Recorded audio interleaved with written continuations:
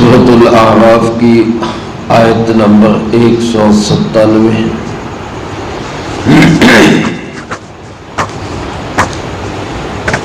الحمدللہ وکفی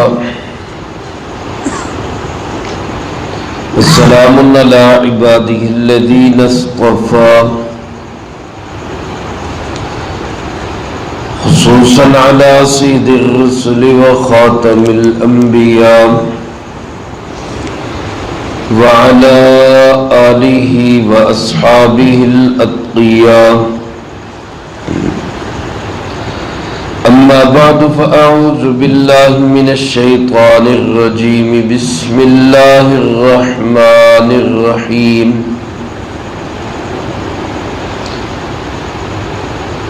والذین تدعون من دونه لا يستطيعون نصركم ولا أنفسهم ينصرون،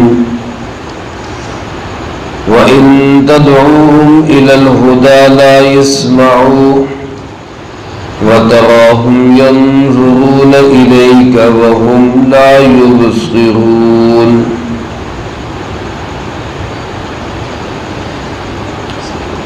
والذین تدعون من دونہ، اور وہ لوگ جو پکارتے ہیں اس اللہ کو چھوڑ کر، لا یستطیعون نصرکم، وہ طاقت نہیں رکھتے تمہاری مدد کرنے کی، ولا انفسہم ینصرون، نہ ہی وہ اپنے آپ کی مدد کر سکتے ہیں۔ وَإِن تَدْعُوهُمْ إِلَى الْهُدَى لَا يَسْمَعُوا، اور اگر تم پکارو ان کو ہدایت کی طرف تو وہ سنتے بھی نہیں۔ وَتَرَاهُمْ يَنظُرُونَ إِلَيْكَ، اور تو دیکھے گا ان کو گویا وہ دیکھ رہے ہیں تجھے۔ وَهُمْ لَا يُبْصِرُونَ، حالانکہ وہ دیکھتے بھی نہیں۔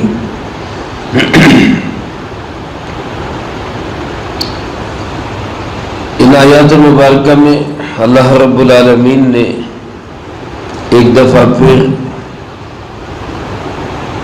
ان جھوٹے معبودوں کی بے بسی بیان کی ہے جن کو لوگ خود تراش لیتے ہیں اور یوں سمجھتے ہیں کہ وہ ایسے ہی خدا ہے، معبود ہے، اللہ ہے، پوجنے کے لائق ہیں کہ جس طرح اللہ رب العالمین ہے۔ اللہ پاک فرماتے والذین تدعون من دونہ، اللہ کو چھوڑ کر جن جن کو تم پکارتے ہو، لا یستطیعون نصرکم، وہ تمہاری کسی بھی مدد کی طاقت نہیں رکھتے۔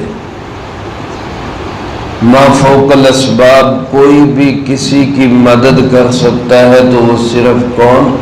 اللہ رب العالمین۔ اس لیے ما فوق الاسباب یعنی ایسی چیزیں جو انسانوں کے بس سے باہر ہوں، کسی بھی مخلوق کے بس سے باہر ہوں، ان چیزوں میں صرف پکارنا چاہیے، دعا کرنی چاہیے صرف کس سے؟ اللہ رب العالمین سے۔ لہذا مدد کے لائق، مدد کے لیے پکارنا ہو، کسی سوال کے لیے پکارنا ہو، عزت و ذلت کے لیے پکارنا ہو، مال و دولت کے لیے پکارنا ہو، اولاد بیٹوں بیٹیوں کے لیے پکارنا ہو تو اس کے لیے پکارا جائے، دعا کی جائے، آواز دی جائے تو صرف کس کو؟ اللہ رب العالمین۔ اس کے سوا جتنی بھی چیزیں ہیں، مخلوقات ہیں، انسان ہیں، جنات ہیں، فرشتے ہیں، اللہ کے نبی ہیں، ولی ہیں، یا کوئی نشان بنائے ہوئے، چاہے وہ قبروں کے نشان ہو، مزاروں درباروں کے نشان ہو، کوئی چوکھٹ، کوئی آستانہ ہو، کسی نے صلیب بنائی، کسی نے پنجہ، کسی نے کوئی اور نشان، میرے محترم دوستوں، میرا آپ کا ایمان، عقیدہ اور یقین ہونا چاہیے کہ مدد کے لائق صرف کون ہے؟ اللہ رب العالمین۔ باقی کوئی کچھ نہیں کر سکتا، نہ نفع دے سکتا ہے نہ نقصان دے سکتا ہے۔ اللہ پاک فرماتے کسی اور کو تو انہوں نے کیا مدد کرنی، وَلَا أَنفُسَهُمْ يَنصُرُونَ، یہ تو اتنے بے بس ہیں کہ اپنے آپ کی بھی مدد نہیں کر سکتے، اپنے آپ کی بھی مدد نہیں کر سکتے۔ ایک بت کو ایک جگہ سے اٹھا کے رکھنا بھی دوسرے کا کام ہے، ایک نشان کو ایک جگہ نصب کیا، وہاں سے اٹھا کے دوسری جگہ نصب کرنا، یہ بھی انسانوں کا کام ہے۔ جو اپنی جگہ سے ہل نہیں سکتا، ہٹ نہیں سکتا، وہ تمہاری کیا مدد کرے؟ فرمایا بَإِن تَدْعُوهُمْ إِلَى الْهُدَىٰ، یہ ایسے بے بس ہیں کہ اگر تم ان کو پکارو کسی بھی سیدھے راستے کی طرف، اپنا کام سیدھا کروانا ہو، اپنا معاملہ آسان کروانا ہو، کسی بھی کام کے لیے ان کو پکارو تو اللہ فرماتے لا يسمعوا، یہ سنتے بھی نہیں ہیں۔ اب لوگ جو ہے دعائیاں دیتے ہیں اللہ کے سوا، کبھی کسی آستانے پہ، کبھی کسی چوکٹ پہ۔ میرے عزیز دوستو، سب کی سننے والا صرف کون ہے؟ اللہ رب العالمین۔ پیارے آقا جناب محمد کریم خاتم النبیین بلند آواز سے کہہ دیں صلی اللہ علیہ وآلہ وسلم، اللہ کے بعد سب سے اونچی ہستی، سب سے اونچی ہستی بعد از خدا بزرگ تو ایک قصہ مختصر۔ آپ علیہ السلام بھی کیا فرماتے ہیں کہ مجھ پہ جو درود پاک میری قبر پہ پڑھا جاتا ہے میں اس کو خود سنتا ہوں۔ ہمارا ایمان ہے، یقین ہے، روضہ مبارک پہ جو درود و سلام پڑھا جاتا ہے اللہ کے محبوب علیہ السلام خود سنتے ہیں، لیکن فرمایا جو دور سے مجھ پہ درود پاک پڑھتا ہے تو فرشتے اس کا درود پاک مجھ تک پہنچاتے ہیں۔ یعنی یہاں سے اگر ہم حضور سرور کونین صلی اللہ علیہ وسلم کو بھی پکارے تو آپ تک ہماری آواز کون پہنچائیں گے؟ فرشتے پہنچائیں۔ اللہ پاک فرشتوں کے ذریعے پہنچائے، خود آپ نہیں سنتے۔ تو جب آپ نہیں سنتے تو کسی اور کی کیا حیثیت، کوئی اور کس کھیت کی مولی؟ اس لیے مدد کے لیے، اپنے معاملات کے لیے، اپنے کاموں کے لیے، اپنی بگڑی بنانے کے لیے، اپنی مشکل کشائی کے لیے پکارنا ہے تو صرف کس کو پکارو؟ اللہ رب العالمین۔ اس کے بعد فرمایا وَتَرَاهُمْ يَنظُرُونَ، تو دیکھے گا کہ وہ تجھے دیکھ رہے ہیں، وَهُمْ لَا يُبْصِرُونَ، حالانکہ وہ دیکھ نہیں رہے ہوتے۔ اس جملے کے علماء نے دو مطلب لکھے ہیں۔ آیت مبارکہ کے اس حصے کی دو تفسیریں لکھی ہیں۔ ایک تفسیر تو یہ کہ لوگ بت بناتے ہیں، ان کی آنکھیں بناتے ہیں اور یوں سمجھتے ہیں کہ یہ بت ہمیں دیکھ رہے ہیں، ان کی آنکھیں ایسے بنائی جاتی ہیں یوں لگتا ہے جیسے وہ ہماری طرف دیکھ رہے ہیں، لیکن اللہ پاک فرماتے تجھے ایسے لگے گا کہ وہ تجھے دیکھ رہے ہیں، حالانکہ وہ دیکھ نہیں رہے، ان کے اندر صلاحیت ہی نہیں دیکھ۔ اسی طرح کوئی بندہ اپنے بزرگوں کی تصویر اپنے پاس رکھتا ہے، دکان میں لگاتا ہے، مکان میں لگاتا ہے، وہ تصویر لگا کے یہ سمجھتا ہے بزرگ ہمیں دیکھ رہے ہیں، حالانکہ وہ تصویر کے اندر تو دیکھنے کی کوئی صلاحیت ہی نہیں۔ ایسے ہی جو بندہ، ہم لوگ جن کو اپنی پوجا کرتے ہیں، جن کو اپنا خدا سمجھتے ہیں، جن کو اپنا کرتا دھرتا سمجھتے ہیں، ہم یہ سمجھتے ہیں کہ وہ ہمیں دیکھ رہے ہیں، حالانکہ وہ ہمیں دیکھ نہیں رہے۔ آج کل لوگوں نے اپنے سیاسی لیڈروں کو بھی اپنا خدا بنایا، پوجتے ہیں ان کو، یہ ہمارا سیاسی لیڈر، اس کو ایسے پوجیں گے اس کے سوا کوئی نظر ہی نہیں آتا، حالانکہ وہ سیاسی لیڈر اس کارکن کو جانتا تک بھی نہیں، یہ ان کو آواز دیں، آواز نہیں کوئی سنتا، وہ دیکھتے نہیں ہیں ان کی طرف، سلام کرنا، ہاتھ ملانا بھی گوارا نہیں کرتے، اور یہ ان کی خاطر اپنے رشتہ داروں کو ناراض کر لیتا ہے، دوستوں کو ناراض کر لیتا ہے، اپنے محلے داروں کو، اپنے ساتھ نماز پڑھنے والوں کو ناراض کر لیتا ہے کہ یہ ہمارے لیڈر کو کیوں نہیں مانتے۔ اور وہ لیڈر جن کے ہم بت بنا کے رکھے ہوئے ہم نے، جن کو ہم پوجتے ہیں، وہ نہ ہماری سنتے ہیں نہ ہمیں دیکھتے ہیں۔ تو جس کو اللہ کو چھوڑ کے ہم پوج رہے ہیں، اللہ فرماتے نہ وہ تمہاری سنتے ہیں نہ تمہیں دیکھتے ہیں، تو سب کو چھوڑ کے پکارو صرف کس کو؟ اللہ رب العالمین، جو ہر وقت دیکھتا بھی ہے، ہر وقت سنتا بھی ہے۔ دوسری تفسیر اس جملے کی علماء نے یہ لکھی ہے کہ وَتَرَاهُمْ يَنْظُرُونَ إِلَيْكَ، اس میں خطاب ہمارے پیارے آقا جناب محمد کریم صلی اللہ علیہ وآلہ وسلم کو ہے۔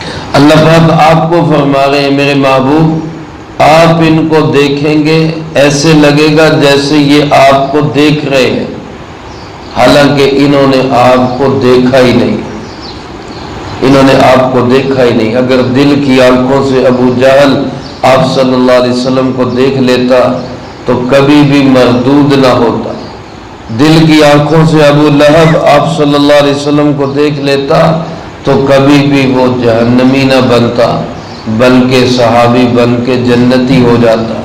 جس نے آپ کو دل کی آنکھوں سے دیکھا ہے، اللہ نے اس کی کایا پلٹ دی، اور جس نے آپ کو دل کی آنکھوں سے نہیں دیکھا، وہ جیسے تھا ویسے کا ویسے ہی رہ گیا۔